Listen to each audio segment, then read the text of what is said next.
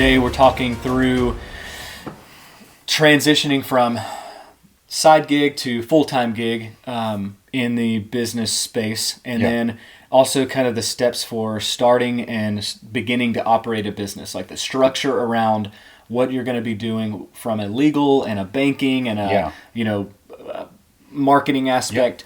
Trying to think through what are the steps you need to take. So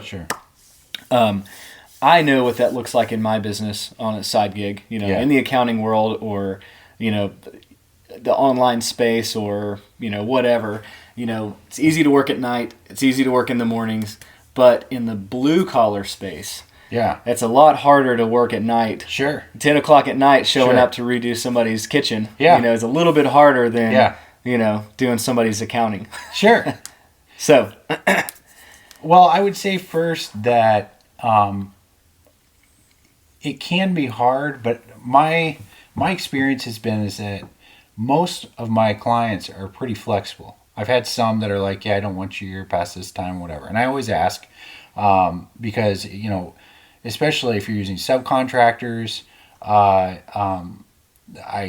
we're in South Carolina. A lot of my subcontractors are Hispanic, and they want to work from 8 in the morning till 10 o'clock at night. And so I'll ask a client, how comfortable are you with people staying later than 5, 6 o'clock? And most of them are like, hey, I want the job done as quick as we can. And when you're doing a side gig, it is a little different because you don't want to not be on the job, people. So you got to be upfront and honest with people at the beginning. And I would say this, when it comes to business, expectations have to be managed, and you should never manage it on the back end. Absolutely. Don't sell yourself. Don't sell the job and then manage expectations.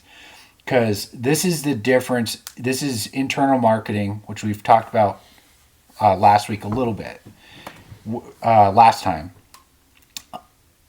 if you sell yourself and then try to manage expectations, that client is never going to recommend you ever. Absolutely. Because at home and with clients, with customers. Definitely.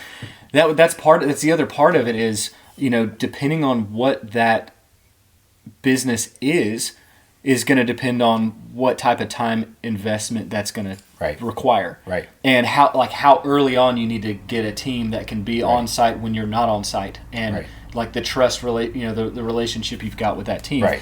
And managing that expectation with your spouse or kids or whatever that looks like from home is huge, because that's going to determine when and how and what capacity you're actually going to launch out and start this thing. And that might mean not starting right away. That might absolutely. I mean, in the same way that you need somewhat of a I wouldn't say you need like a full-fledged business plan. I mean, it's good to have at least something to fall back on. Is this viable? Is it an actual business that can be done? And then kind of put together the pieces on how to do it. But it's a matter of planning when is the best time. Does that mean you need X amount of dollars in the bank?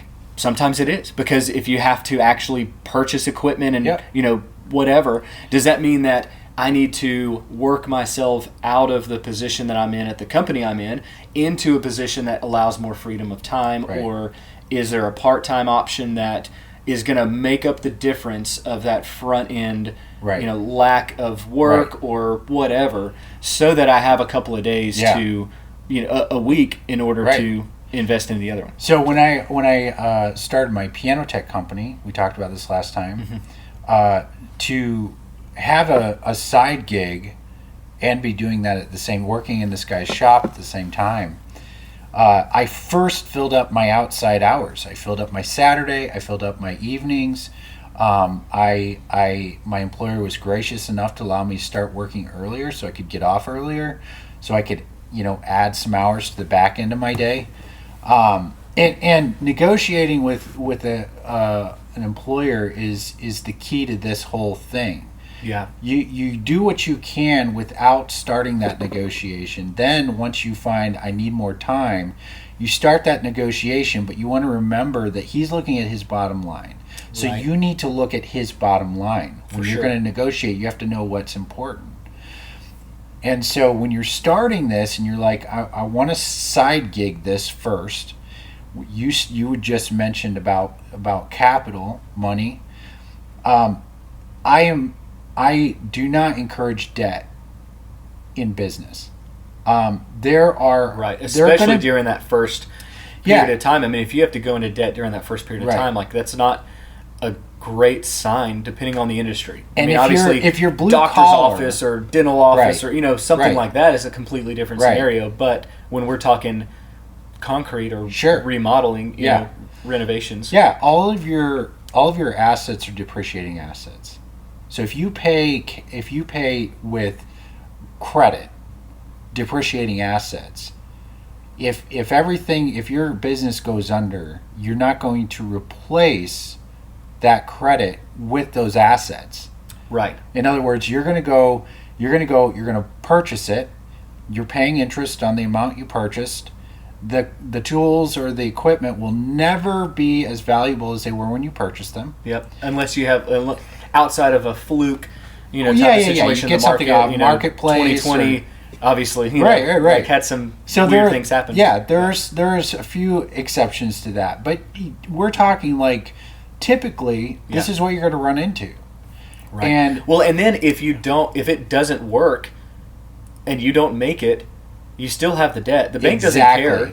They You don't really still care. have the I mean, debt. if you they're So- like, I don't care if you're doing work, Right. renovation work or not. Right. Like you still have a loan. and if you you're a still have to pay. startup, most guys aren't going into a startup going, "Hey, I've got all this cash to spend. I'm just going to spend cash," and then when they're out, they're fine. Right. Or if you say, "Well, I'll just go into debt, and of course this is going to work out," and it doesn't work out, and then they're left with all these depreciating assets that they sell off, and if that's a vehicle, I mean, some guys will go out and buy a $60,000 to $90,000 truck, and now they have a $60,000 to $90,000 loan that they can only put $50,000 towards after they sell their truck. Right. They're left with $30,000-$40,000 in debt. And if they have a family and they have other things, they can go get another job. They're going to be paying that off for a long time. Right, absolutely. And so- then the flip side of that too is that a lot of banks and a lot of lenders will kind of prey on the tax advantage Yes. of Right. purchasing assets like Absolutely. that, and under the guise that you depreciate them. Right. But what they don't tell you is that if you make $100,000 gross income and you depreciate a vehicle, if you spent $10,000 on a piece of equipment and you depreciate it over 5 years, well, you don't save $2,000 of if you're using straight line And it's not depreciation. cash. Right. You don't save $2,000 Right. on your tax bill. Right. It doesn't remove $2,000 from what you owe in taxes. It means that if you depreciate $2,000 of that $10,000 vehicle and you made $100,000, now you're taxed on $98,000 Exactly. instead of $100,000. Exactly. And so the math doesn't really work No. the way that they promised Yes. it would. And then Exactly. when you sell that piece of equipment, if you've depreciated it in full, now you can't take any more deductions for it. Exactly. And when you sell it, you have to pay back the taxes on what you've depreciated. Exactly. And so then you end up with a tax bill. In addition, when you sell Right. sell that equipment, Right. and it forces you to Right.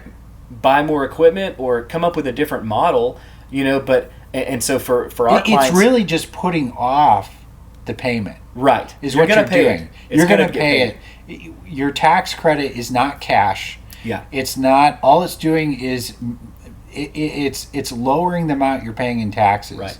But it's not a dollar for dollar necessarily. Absolutely not. It's lowering the amount of income you made that year, which means you're paying less in taxes. Yeah, it's like tax planning in reverse. But eventually, Where you're not really, Yeah. you're not really thinking through what the next couple of years are going to look like, Yeah. especially if you're scaling this thing. Right. what you owe in taxes this year, if you're in growth mode and you're scaling, is going to be pennies to what you're going to owe in taxes over the next couple of years. So coming up with a better strategy, it might mean you depreciate it. And so I'm not, we have scenarios where we depreciate if it makes sense to. Right. So normally the question I'm asking is, how long are you going to keep this piece of equipment? Mm-hmm. What are you going to sell it for when you're finished with it? Right. Because if you have a $50,000 piece of equipment that you're going to hold on to for the next 10 years, then when you sell that thing, you're not going to sell it for 40 grand. You're going to sell it for 10 or 15. Yeah. And so over the course of that time, maybe it is better to depreciate. Yeah. Versus your vehicle, if you're in any kind of, service-based industry, you need to be counting mileage. Right. Because if you're not counting mileage, once you depreciate that vehicle, you're done. Yeah. But if you're counting mileage, right, even after the depreciation life of that car or vehicle, truck or whatever, you're still counting mileage. And generally speaking, like at least over the last few years, the deduction is increasing. Right. And so for the most part, what we see is like a huge benefit of taking the deduction for mileage and foregoing depreciation altogether. Right. Because when you sell the car and you've been counting mileage or truck, and you've been counting mileage, you don't have to pay back the prepaid depreciation on it. Because it's a difference between an expense and an asset depreciation. Right. So which is why some guys are really big on leases. Right.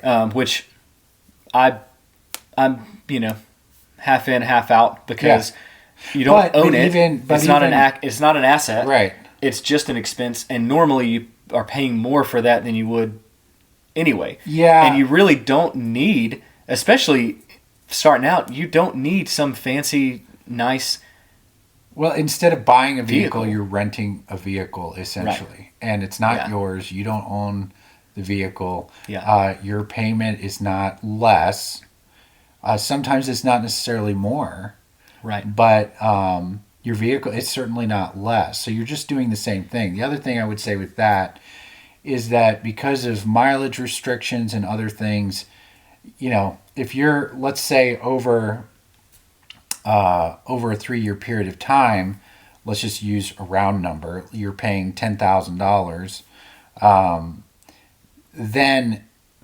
but you go over the mileage, so it's 30,000 miles you have on this vehicle, but you go over by 10,000 miles and you're paying 60 something cents per mile. Right. It adds up big time.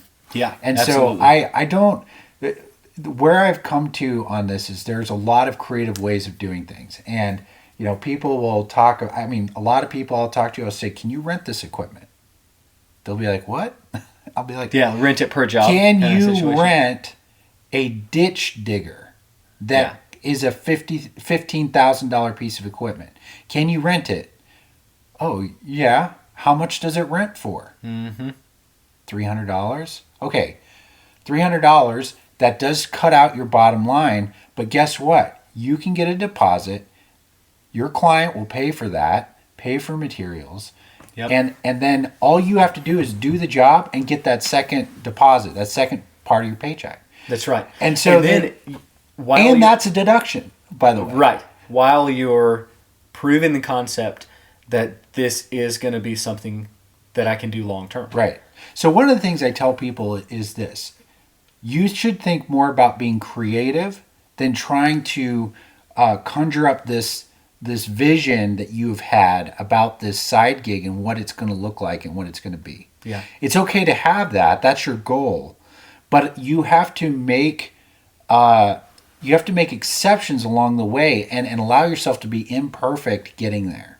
Right. Otherwise, I've had guys that are like, yeah, I want to go, $250,000 in debt with basically nothing down and to start this business.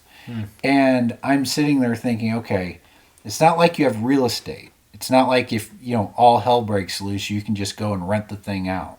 Right. And some people may have that, and I'm not even advocating for that. I'm saying that is one scenario where you're working with an appreciating asset. Exactly. So it's a different conversation.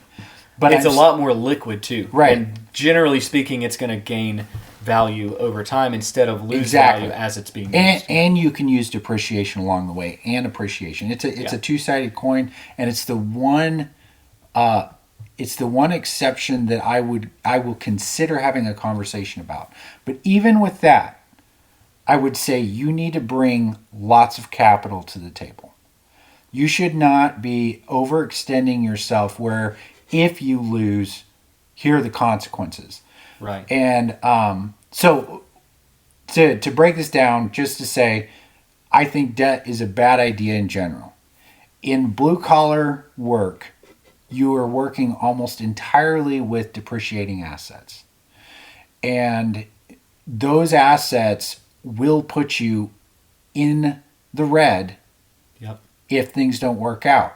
That's right. And things don't just work out because, you don't have the business brain for it or what. I mean, people get sick, your family gets sick. Things happen where you're like, I can't do this. I have to, give something up, and you give up the side gig. But now you have a truck payment and you have tools that you paid for and you have all these things, and you're out. And now not only do you have this burden that's caused you to drop the business, but now you have this added burden of debt that, if people have used credit cards for a lot of this stuff, sometimes it's a business loan, sometimes it's a personal loan, heaven forbid it's a HELOC. They add all these things in, and they now have burdened themselves. And I would say that patience in business is a key thing, that you should be making an effort to build capital, and I would say, beat the bushes and work overtime and do whatever you have to build that nest egg of capital that gets you started and in the game without debt. Yeah, and then absolutely. And that's where that period of time comes into play of like, how long should I wait before I make that type of jump? Right. So and even should I make that type of jump without having something to supplement the gap of income? Right. So you have to ask questions like, and this is like what I was talking about before with creativity. So you have to ask yourself, do I need a truck? Do I absolutely have a truck? A lot of people watching this are going to say, well, yeah, I mean, I've got to haul ladders and plywood and sheetrock, and I've got to haul all this stuff around. Or, if I'm in landscaping, I need a trailer, I need these mowers, I need this kind of stuff. And my question about that is, could you find another way to make that happen? I'm not saying that there is another way. I'm saying, can you find another way? Yeah. And because when you first start something like this, you're not solving problems 2 years from now, which would be the way you think whenever you're buying a brand new truck or a brand new trailer. Right. Because you want to extend the usability of that trailer and that truck. Because you're established, you're solving problems for the next 3 months and 6 months. Exactly. Not the next 2 and 5 years, like you would be whenever you're buying these huge, expensive assets. And, pivoting on that debt topic, you have, well, I want to be sensitive when I say this, like you have 100% ability to decide how much debt you're going to be in personally. Yes. In addition to what you're going to be in business. Absolutely. And so your personal car payments, your personal credit card payments, your personal, nobody's really paying cash for a house, and that's fine. That's, not really feasible. But you get to decide how much credit card debt you're going to be in. You get to decide how much vehicle debt you're going to be in. And if you're overburdened by vehicle debt and credit card debt and camper and, whatever, whatever that's going to look like, all the toys, does that mean maybe you get rid of some of that? Or figure out a plan first. How do we pay this down? How do we pay this off? Because you could easily make room for $1,000 in your budget every month, simply by putting a plan together and getting it paid off, or sell one of them that you have some equity in, and then get something more reasonable, pay it off fast, and then be let's done. talk about that for a minute, because this is something I'm really passionate about. and it's something I find myself in when I do business coaching all the time. And that is you can't, a lot of people are like, well, I just separate my personal life from my business life. And I don't think that really exists. Not in my experience. My experience is whatever's going on in your personal life, it totally has an effect, even if it's emotional or psychological, it totally has an effect on your business. Yeah, you go with you. Oh, it goes with you. So if you're carrying around debt at home, besides a house, if you're carrying around car debt, credit card debt, these kinds of things, these are going to chase down and hurt your business as well. Yeah, and if those are the decisions you make at home, you will they make are them. Going to be the decisions. Because if that's the default way that you think in your personal life, it's going to be the way that you think in your business life. We almost went down that road of, hey, you know what? It'd be great to have a credit card that we put all the expenses on, throw all the bills on that credit card, and pay it off every month. And we actually went and got one, and then decided, you know what? That's not actually the way that we need to operate. It's not, that doesn't lead to freedom, and it only takes one time to where you end up paying in a pinch. a couple $100 extra in interest, and so the payment you're making isn't really making that much of a difference. And so we never used it. Right. And so credit cards are easy to get, which is why people tend to use them super easy to for get. debt. It was ridiculous the limit they gave us. If you go out and get a personal loan, Yeah. that's, I don't know what it'd be right now, 6 to 10%. Oh, probably more than that. Probably more like 12. Yeah, maybe 12, especially if you have bad credit. Unsecured loan, whatever. Yeah. It'll have a lower interest rate than your credit card for sure. And that's, but you can't go out and just get one. The bank asks you a lot of questions, and come to find out they don't want to give you a loan, or if they do, they'll be like, here's the interest rate, and it's terrible. The interest. And probably 2 or 3 years down the road, you would be so thankful you got turned down for that loan. Oh yeah. I know that's been the case in the past. When we were in the insurance industry, I almost got a loan to purchase, something. I think it was another insurance agency that we're going to kind of bring under our roof, and thank God no one would give me money. Because at the time it's like, man, if this thing were to fall apart anyway, if it was going to fall apart anyway, and I just had debt attached to it, then that's even worse. So there's several things that I tell people is, and this is a family issue, like if you're married or you have a girlfriend or a boyfriend and you're not on the same page, like you really want to do this side gig, but your personal finances are a mess, which you can get help with from a financial coach, or even just investigate Dave Ramsey or whatever. Some people are kind of death on Ramsey, and I would say that Dave Ramsey has a good heart, and he's there for people who can't pull themselves out. And so he's serving a very good purpose, because something we'll talk about in this podcast is going to be, is everybody built to do the same thing? And they're not. Right. Some people, and I grew up with these people. Right? Some people have credit cards, and they pay it off every month, and they collect points, and they do it, and they can do it, and they do it. And I'm not here to tell them they shouldn't do it or it's some kind of sin. I'm not going to go there. My point is that is not the majority of America. Right.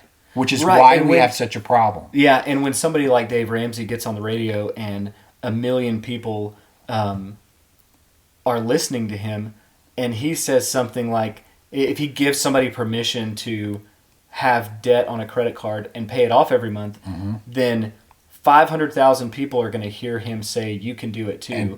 And then they're going to go get a credit card. This is a great idea. We're going to get points. And then they never pay it off. Or they just, maybe I won't pay it off this month, but I'll pay it off next month. And then it just piles on top of itself. And then they're calling the show because they're in trouble and they need help and they need to get out of it. And so for him to give permission to the one guy means that he's given permission to 50% or 70% of the people listening to the show. And so his advice has to be so strict because people are going to use that to make bad decisions. So So what we're trying to say is that you need to get control of your personal finances before you start a business, because these habits are going to carry on to your business. And this is part of what we're doing. We're kind of exposing the backside of a business. When you look at some 100 and something millionaire or even a billionaire, what you don't see is the mess behind it. Mm-hmm. Some people are capable of carrying around an excessive amount of stress, and other people are not. The majority of people are not. That's right. why there's only a handful of billionaires, and there's only so many 100 millionaires and only so many millionaires, and then so on and so forth. And the majority, those are the top 1%. We're talking about 99% of the rest of the world can't do what they do. And the reason why is they can't carry the load of stress that these guys are able to carry. And a lot of times multiple marriages, right? Kids that they never see, right? Kids that they don't absolutely have, yeah. And what I'm trying to say is you may be the kind of person who can carry that kind of load, but don't start today. Right. Let yourself grow in business. Be safe. Let yourself grow in business. And then later, when you realize you can make whatever you want to make, you can make those decisions. Yeah. You can decide that you don't want a family or you're not going to be there, or you can decide what those decisions are. I can't tell people what to do. I have a certain way of living life that I believe is what I should do. Yeah. And I have a daughter and I have a wife, and I'm intentionally not going to make them suffer for my decisions. I think that's a moral obligation on my part. Yeah. But you're going to have to make not just your part, but I mean, exactly. Make a commitment in marriage and a commitment to kids, and you've got a responsibility for that. The point I'm making is that maybe you're a high stress person. Well, don't start your business that way, because you could fail. In fact, most of these high stress people, if you watch and follow them, they will tell you that they failed multiple times. Right. Like one guy's like, yeah, I think I went broke 5 or 8 times, and I'm sitting there going, I can't even imagine that. Oh yeah, and you don't want to sit in his position at the dining room table, where his wife's crying and he's losing everything. The first couple of times that he really tried to make something work. Yeah, but imagine... And normally it's not the first thing that he's ever done before. Exactly. And he normally didn't start it. It didn't, I don't know, one of the things that Good to Great they talk about is like you've got like the curve. Yes. Where like it really doesn't take off to a certain point. Right. And it's not like it's 10 years. It's not like it's 5 years. It's not 15. It's at a certain point in the growth of that organization, maturity-wise, and staffing, and all these different things that contribute to when that curve really starts to scale. Right. But it doesn't happen right away. And normally, anybody who's telling you that it happens right away is almost 100% of the time trying to sell something to you. Well, they're confusing the metric too, because I've seen guys that aren't selling anything, tell you this or that. We immediately started making this amount, and be like, well, okay, so here's the thing, and this is my theory with debt especially. Yeah. Is that it takes just as long to get to a place where your company is independent, not going into debt, as going into debt. So for example, let's say I don't go into debt. Here's the graph, right? This is the y-axis. And we go, you don't go into debt. So you're staying above the line, right? And it's going and going and going, and eventually it starts to curve up and it accelerates over time. Snowball effect, right? But here's the thing with debt. Debt, you go low, right? Immediately. Yeah. But let's say you dump your money into marketing, your website, you dump it into all this kind of stuff, and all of a sudden, boom, you've got all this business. Mm-hmm. But we can't really call that money spoken for, if you will. Like, that's not revenue. That's sales, but not revenue. Because a certain percentage of that is just going right out the back door. So if most businesses are not viable for 4 years, my question is, without debt, could I hit that point at 4 years? Yeah, I think so. Probably. Yeah, probably. At least you should be able to. If you go into debt... Maybe slower at first. Right. And then Exactly. you start to pick up speed. Right. But now the money that you're paying back in debt or to all these loans is just going in your pocket. Right. Because you don't have to pay the loans. Exactly. And so when you've got $3,000 or $4,000 a month of debt, well, now that's $3,000 or $4,000 in your pocket. And maybe it's $1,500 in your pocket because the extra is spent on renting equipment for a period of time. But you can lay down at night and know, right, I'm not burdened with having to get the next job just to pay for that equipment. You know that the next job you have is going to pay for what you rent that equipment for. Right. And not a lot of people, I mean, maybe some people are going to really hate that. I mean, because there's an ego and there's a status around having this, stockpile of whatever. Well, what people will argue with is they'll say, well, my loan would be more or less the same if I went out and bought it as opposed to renting it. But the difference is you're not left with the depreciation. You're not left with interest and all these other things. You're not left with that. In other words, at the end of the job, I take it back to Home Depot, I take it back to Lowe's, I clean it off, and they give me back my deposit, and I pay the rent, and it's done. It's all It's all done. Right. And then, God forbid, you get in a situation where you do have the equipment that you would be paying the same amount for, whether you rented or had a loan on it. The difference is you park it in your driveway versus theirs. Right. Now you're in a situation where you're making the payment on that equipment, and now your debt to income ratio is affected. Right. And if something does happen where you do have to get some capital, now you can't because your debt to income now is wrapped up in this piece of equipment. Yeah. Or multiple pieces of equipment. Right. And your new truck that you just got to have to make sure everybody sees your new truck. And then you're in a situation where you can't. You're stuck. I mean, you're stuck now with the equipment. You're stuck in the situation. You can't fund your way out of this because you've got so much behind you. And maybe you shouldn't do that anyway, but I'm talking worst case scenario. Right. That if you had to get us, who knows why. Right. So we've kind of beat this horse dead, I hope. Where at least the concepts around it, like the framework. Don't go into debt if you can. Just don't do it. There's so many ways to not go into debt. You might even know a buddy that has a piece of equipment that he's not using. Totally. That he would let you rent from him, and you don't have to buy it. Or it may be sitting out back, and he's like, "Man, I've thought so many times about getting rid of that thing." If you would you give me $1,500 for it? Yeah. And well, crap! Now $1,500, you've got it. Yeah. How long would it take to get $1,500 to give it to him, or rent it and say, hey, if I rent it, can you put that towards the $1,500 and I just take it? There's no wrong way to do it, except for over leveraging yourself on the front end and early in business, so that you've tied your hands so tight that you're miserable. Yeah. And you lay down at night and just look at the ceiling like, how am I ever going to get out of this? Right.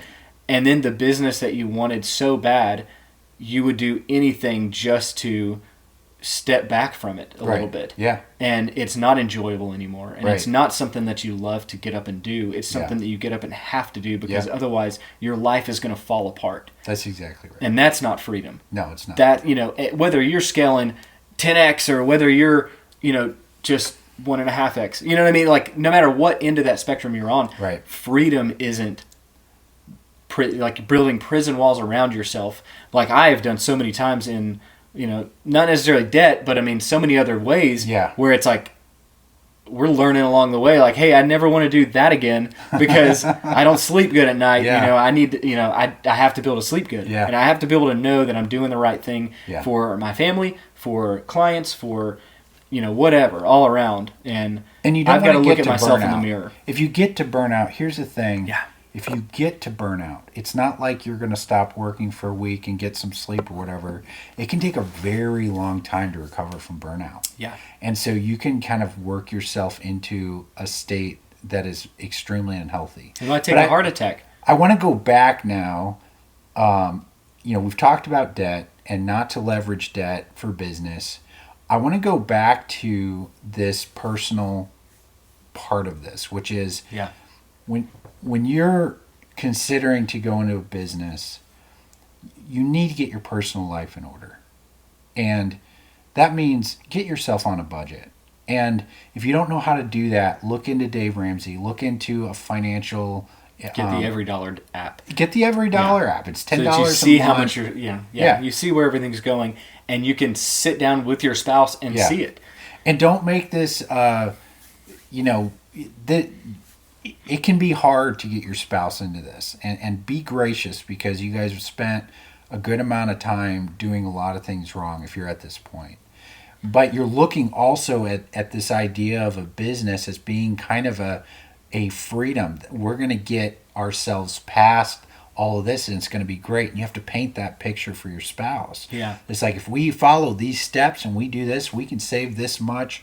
And if we can save this much and we can get into this, we can make this much, and kind of lay it out. And I would say, don't be afraid of getting help. I know that, I know call a guy that does it. Right. Call a guy that does it and say, here's what I'm doing right now for a living.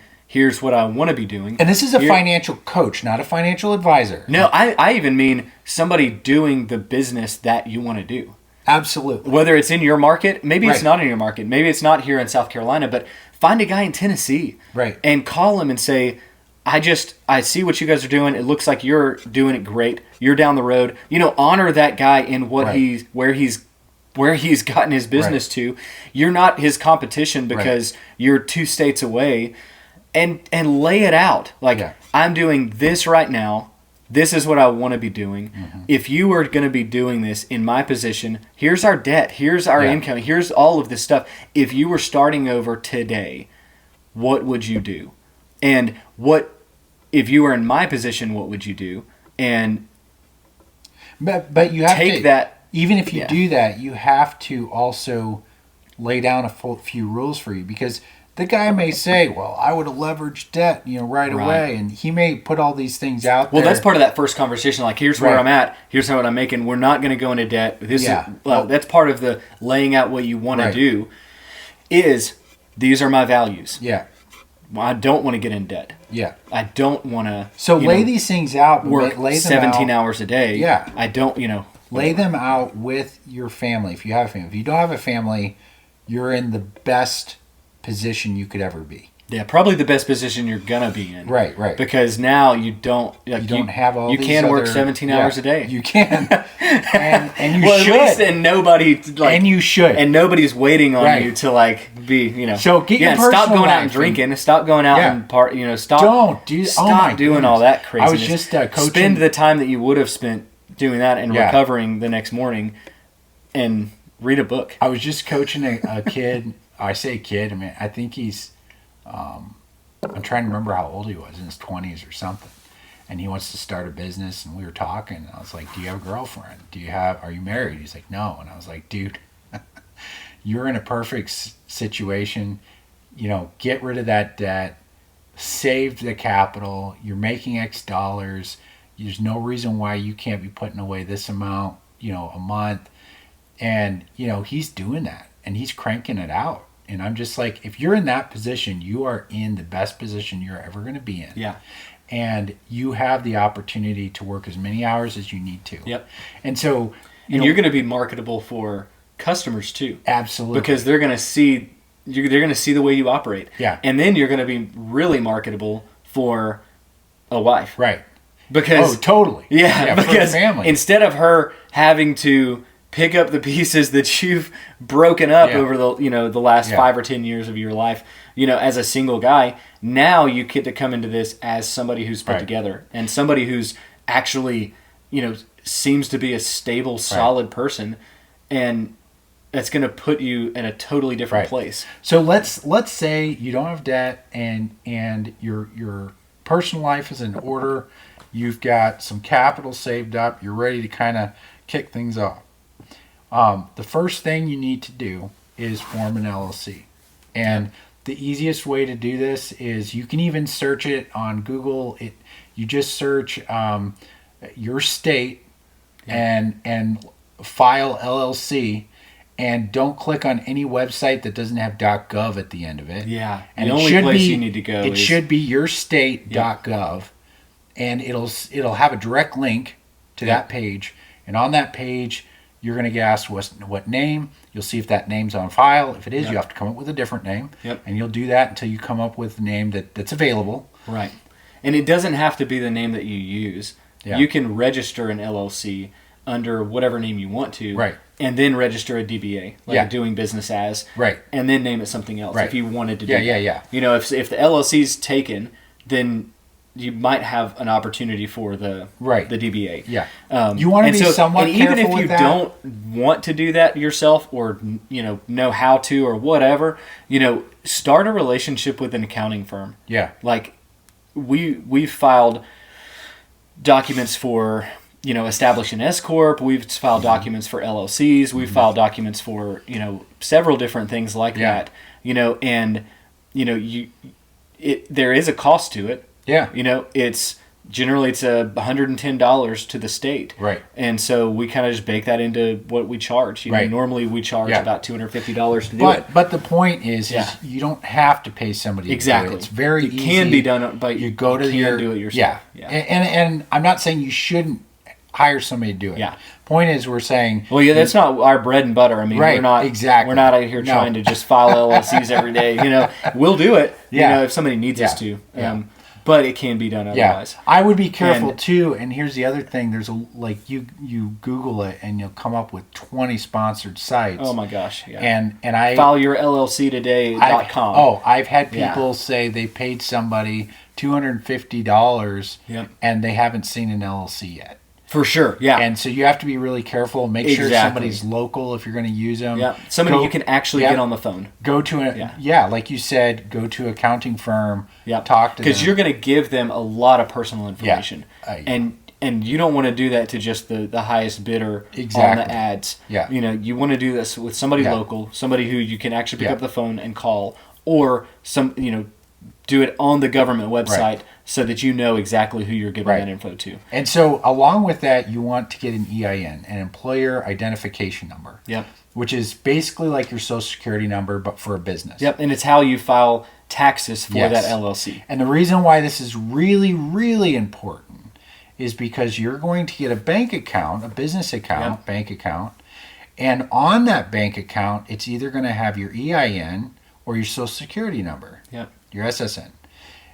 You do not want your personal and your business too connected. Yep.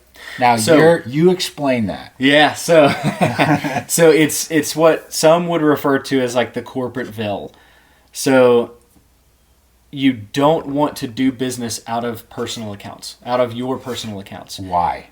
Because the LLC is designed to protect you personally, your personal assets. If you were to be sued or in legal, issues on the LLC side, then you are separate from that LLC entity. Which means they can't do what? They can't come after your personal assets. Right, like your vehicle, your house, your children. I'm just kidding. So they can't come and take all of your personal stuff. The children are free. Exactly. So they can't come and take all of your personal assets just because of an issue with that LLC. They would be suing the LLC. All of your personal assets are protected. If you don't have the LLC, they're suing you personally because you're the personal entity that they did business with versus the LLC that they did business with. Now let's say they're suing your LLC, but you've been drawing on your business account or using a business credit card to buy, let's say, your boat or what happens the more you mix your personal and business finances, one, the harder it's going to be to actually capture any financial data. Yeah. And two, the less likely or the more likely that they're going to have a case to be made that you and your business are so connected that they can now come after personal assets because you've pierced the business veil so much that it just no longer exists. Right. And so, from a tax perspective, you would file taxes the same, whether you have an LLC or you don't have an LLC for your business. Right. Taxes are the same. It's all going to go on your 1040. It's not going to be a separate tax filing. You would not pay yourself as a payroll, like as an employee. You can't do that with just an LLC. Right. And so you would take an owner's draw, and then you would pay quarterly taxes or taxes once a year and take the small penalties for not paying quarterly. But ultimately, that from a tax perspective, you and your LLC are the same. From a legal perspective, you and your LLC are separate. Right. They are different entities. Right. And so establishing that as early on as you can, and as early along as it's reasonable, there's not really a reason not to do it. Yeah. It costs about the same to get an LLC. Exactly. So in my case, I didn't form an LLC for probably about 7 or 8 months. And it was only because I had one client that was a friend of mine who I was just doing the books for him, didn't know I was going to go get other clients, just was doing something on the side, and so I didn't get an LLC until I decided, you know what, I'm going to open this up to the marketplace. So me just doing that for a friend was a little bit different than me actually deciding I'm going to start and operate a business entity. As soon as you decide, hey, I'm going to start a business entity, that's when you need to get the LLC. Here's what I would say. In a white collar, at least in your situation, there are less risks. I would say if you're going into a blue collar situation where you could burn somebody's house down or you can do something like that, you should not be stepping into that space without an LLC, an EIN, which by the way is such a minimal cost that if you can't afford that, you shouldn't be stepping into this space yet. Yeah, we're talking $110, $130, depending on what documents you actually but get to do from them. Both, you're talking $200, a little bit over $200. The EIN's free. Yeah, the EIN's free. Man, I couldn't remember that. Yeah, the EIN's free. So the EIN's free. You probably did it at the same time that you did the LLC. I did. So then the cost was like at the same time. So and I would say too is like I would also say you should open a business account, and it should be with a local bank. The reason why a local bank is because if you go with, I won't mention the big banks, but 3 top big banks, it's going to cost you to have that account. So you want a free account. You want an account that doesn't have a minimum balance requirement. Because when we get into account allocations, we're going to have not one bank account, but like at least 6 bank accounts. Yeah, and I've had clients operating, $1.3 million businesses out of one bank account and asking for help like with budgeting.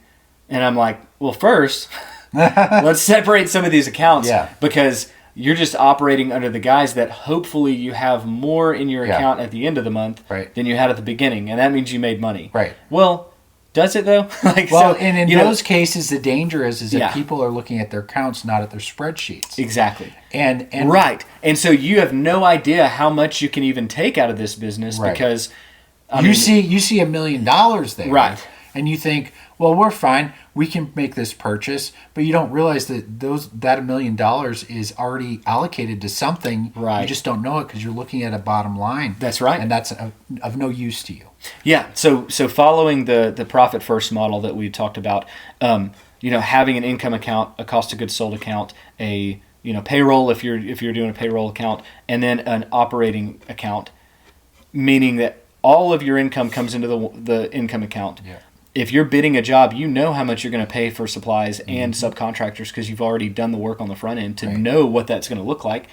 So when you take the money into the account, go ahead and split it up into the other accounts so that you can pay out of those accounts and not out of your income account. Right. And then knowing what your budget is on an operating standpoint, you know how much insurance is, generally you should know how much you're going to spend on gas that month. Right. Go ahead and move the percentage out of that income account into the operating account so that you can prepay or go ahead and set aside the amount of money you're going to pay for those expenses so that you know how much you can even pay yourself. Right. And if you don't, then you're just going to be operating under. Right. You're going to take more out and have to put more back in, or Right. you're going to take money out and spend it personally, and then you're going to be borrowing from the next job just to pay for the one you're Yeah. on.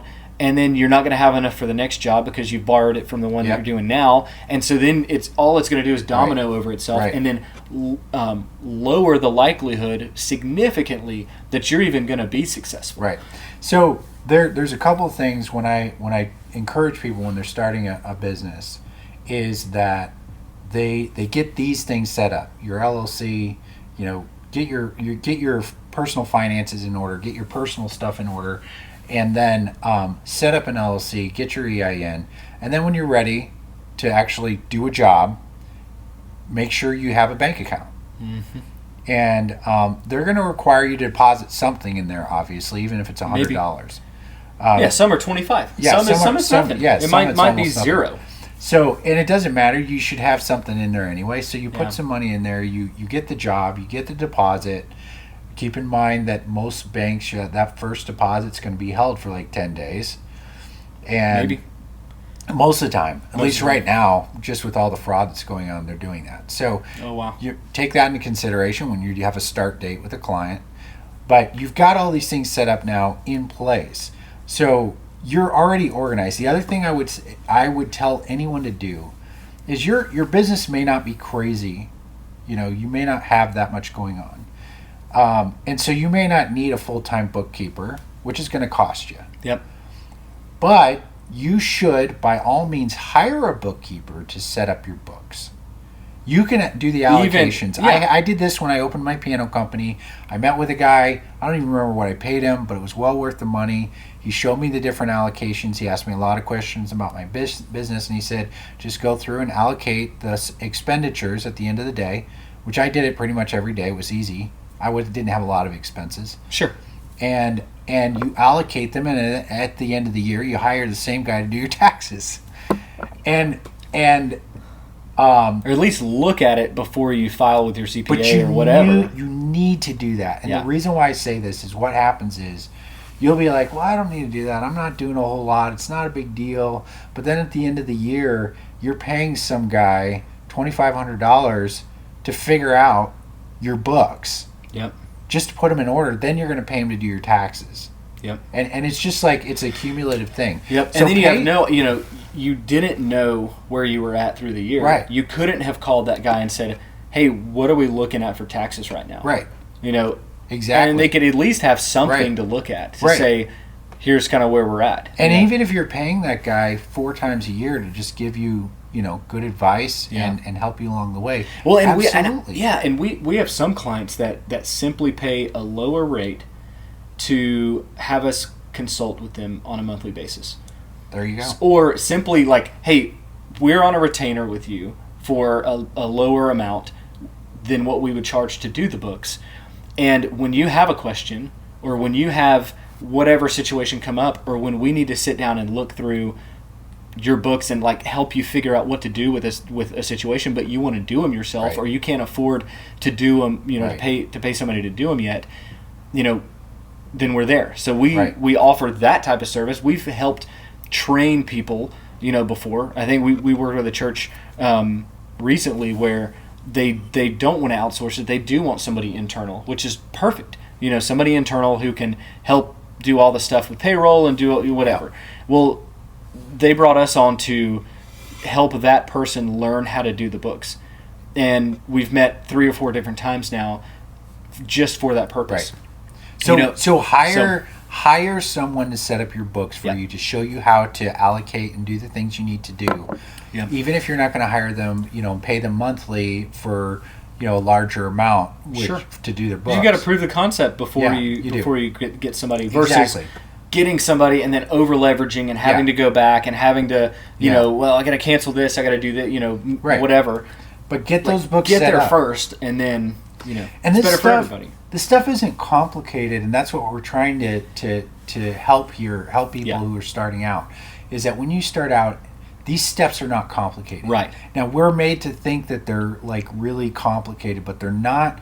When they're set up, you'll be organized. You'll be able to not freak out Yep. And this is a big deal. Is your level of stress is so minimal because even if you have $0 in that account, you don't owe anybody. Right. You don't need there to be money in that account. Yep. And that is a level of freedom and stress that anybody can handle. That's right. And if you've cleaned up your personal finances where you don't have all these debt payments, it frees you so much from the current situation you're in, because you have to overcome far less of a gap in finances and income, because you don't have thousands of dollars of debt every month. And so if you have to make $5,000 a month to make it as a family, but $1,500 of it is debt, then really getting rid of some of that debt means you have to make $4,000. Right. Well, that's not as bad. And it's still something to overcome, but it's not as bad as what it would have been. And then your wife knows that the bank's not going to come knocking and come take your car if things don't work just right the first time. And being willing to walk away is huge too. Right. Being willing to say, this isn't working, it's not worth it, it's not worth putting my family through it, and maybe I do need to go get something even part-time for a while. And you did that. And I did that. Yeah. Yeah. From when I was in insurance. Yeah. I worked a lot, during the day, 40-hour week, and then had something part-time, and it was for a period of time to overcome the difference in gap in income. And when that didn't like fix itself, or when it didn't, what am I trying to say? Whenever it didn't work, being willing to walk away means that you can reset and that you're not burdened by this thing that isn't working. Because the best plan that you could make on the front end doesn't guarantee that everything is going to go well. Right. Nobody knew COVID was coming. Nobody knew Hurricane Helene was coming the way that it did. Nobody knew that the crash of '08 was coming. Nobody, you can only plan for so much. Right. And then you have to be willing to pivot and adapt to the circumstances that you encounter. And having freedom on the front end and not a burden means that you get to pivot more freely and make better decisions. Because if you had $100,000 in the bank and it was going to pay your salary for the next 2 years, and you didn't have to take $1 from the business, you would make very different decisions than if you just depended on the next dollar that came through the door to feed your family. You're going to make far better decisions with the first scenario than the second. And from the perspective of the bank account, to kind of pivot back to that, one of the questions I see on Facebook all the time, not to me, but just to the groups or whatever, is, where's the best business bank account right now? Well, maybe thinking right now isn't the best solution. Maybe thinking well, why are they asking that question? Normally it's because they're looking for the highest yield savings account, or what's the biggest return I can get from this bank account. Well, a business bank account isn't necessarily an investment. Right. You're not it's liquid. You shouldn't be looking to get your business operating account. You shouldn't be looking to get a return on that. The return is scaling your business over the next year. Right. Because you'll make far more off of doubling your revenue over the next year than you will off of 1.5% extra on some savings account. Right. The biggest benefit is going to a bank that's going to connect your personal and your business accounts so that you can go on the app and move between them if you have to. If you have a bill in your business that you can't cover with your business and have to put money in, you need to be able to do that on your phone. Yeah. And then if you are sitting at the grocery store, or if you're sitting at wherever and you need to move money from your business to your personal account, you need to be able to do that on your phone. Right. And having one bank account across town and then your personal account way over here means that you're going to use your business account for personal things, and you're going to pierce the corporate veil, or you're going to use your personal account for business, and then you're not going to get the deduction because it's just going to get lost in all this noise of personal expenses by the end of the year. And then you've spent $2,000, $3,000 that year out of your personal account, Right. pierce the corporate veil, and you've lost $3,000 of deductions on your taxes, and you're going to pay taxes on more money. So having that option and that flexibility is huge. There's and another... unless you've and by all means get the high yield savings account, Right. but don't depend on that high yield savings account to park money that you have to use for your business. Right. Get the high yield savings account and move money to it that you're not using personally and you're not using for your business. And unless you've got $10,000 or more to sit in that account, it's not designed to draw money in and out of. Right. It's designed to park money and draw out of it if you need to for some reason, but it's not designed to constantly be having money come in and out. And there are other tools that are very valuable, which would cause me to desire one bank over another. Like there's some banks that will actually allow you to have a percentage of all your deposits move to another account. Right. And things like that, which is extremely valuable, especially if you're doing what we're going to be talking about in the future with Profit First and having multiple bank accounts, is that you can automate that, which is way more valuable than doing it. Anything that you do manually gives you an out. Like you get to make a decision now, do I want to do this? And just like in your personal finances, there are some things that just need to happen, and you need to take yourself out of the equation so that you can actually make a good decision. Yeah. Because you're not trustworthy, you know? That's you right. can't trust yourself. And so there are other tools. When you're looking at banks and where I want to park my money, you should be looking at tools that are going to create the most efficient and best scenario for your business. Not just, does this one give me an extra, point in interest, which, may not do you any good whatsoever. Yeah, it's important, but is it important today? Right. Maybe not. Maybe it's not important today. I don't think it's important tomorrow either. Yeah. We're splitting hairs almost. Yeah. Well, it is when you've got massive amounts of money that you need to park somewhere. Sure. But it's not. But even in those scenarios, right? Yeah. You can cross banks. You can wire money. There's a lot of different ways to get money from here to there. If you need a high yield, savings account, for example, that gets half a point better, well, it can be in another bank. That's fine. But you should only be doing that anyway if it's money that you don't need liquid. Right? So if you're in that scenario anyway, and you probably it would get a doesn't bigger matter. return on an IRA. Absolutely. Or it's like a Roth IRA. Right. Or after taxes, a money account. What's the account? Money market account. Money market account. Yep. Even if you need access to money, I would just say, unless you're in a specific kind of business where that is your highest priority, you should not be making one decision like that could affect the rest of your business. Yep. Just so that you're scraping a little bit more off that bottom line. You should be looking at where's your biggest investment. Right. You're going to be more profitable off of evaluating your margins. Right. And are you charging enough? Is this subcontractor charging too much? Right. Are you should you change where you get your supplies? Right. Those are going to be the factors that are going to start to make you more money.